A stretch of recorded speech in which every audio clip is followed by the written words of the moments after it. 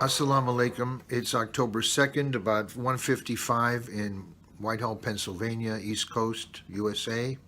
And I'm here to give a testimony that I've been requested to give regarding the situation between Ziyad and Kenny. Okay, I was not a direct witness to what Ziyad said that set this off, the racist thing, but I heard about it and I saw the recording. I was not a witness to anything Kenny said rude or harsh to Ziyad, although I did hear Kenny say he was sincerely sorry and asked forgiveness for anything, any of that, all of that. Okay, I was not a witness to what Ziyad said of a racist nature that caused the next step of this occurring. Okay, and I found out about it, and I saw and I heard the recording and the chain, the reactions and so forth. So I've seen the evidence, the video and audio evidence, seen and heard on both sides. And it seems that Kenny is repentant, and it seems that Kenny has admitted when he has made a mistake and stepped over the line of the dean, and has done his best to do the right thing, and has tried. And actually, I feel blessed to be involved in this because it's like reviving a sunnah, a long-lost sunnah, like have Shura when there's a problem. People don't do that anymore. Corporate America teaches you just compartmentalize everything.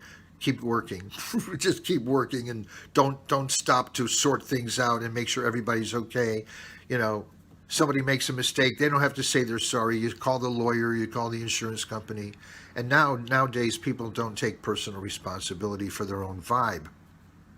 That's why there's a lot of problems, and that's why Shura is so good, so cool.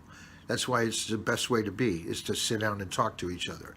Jesus talked about this. When there's something going on between two people, the two people should get together.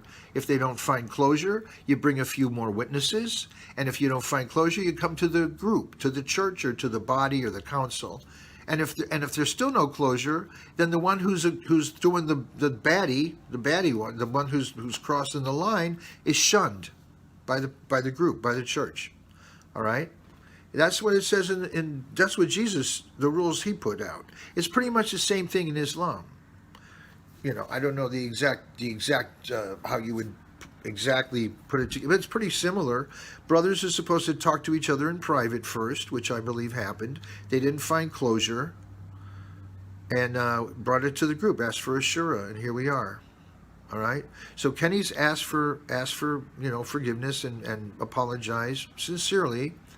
And Ziyad's doubling down, and he's got a peanut gallery in the comments section. People like Danny Davis saying stupid things like anybody could put on a fire shirt and stand next to a fire truck, implying that guy on the video isn't like that guy, isn't the assistant fire chief. When you can go on Google or LinkedIn and find him, okay, there's too much idle chatter that needs to be filtered out, as far as I'm concerned.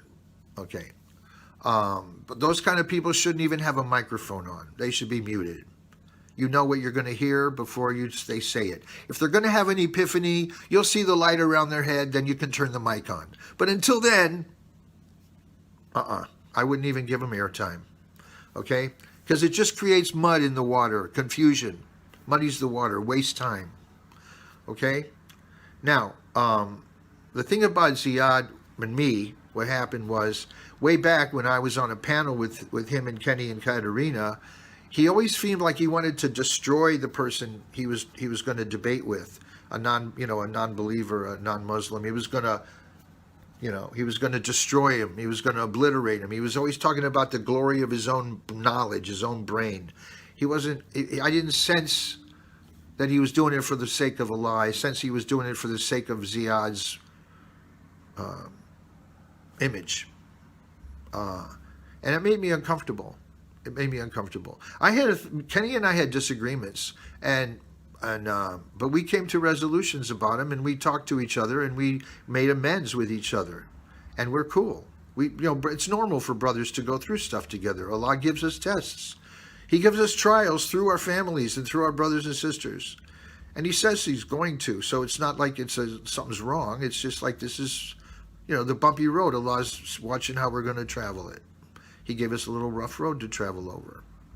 All right? But Ziyad's whole spirit of contention didn't feel comfortable.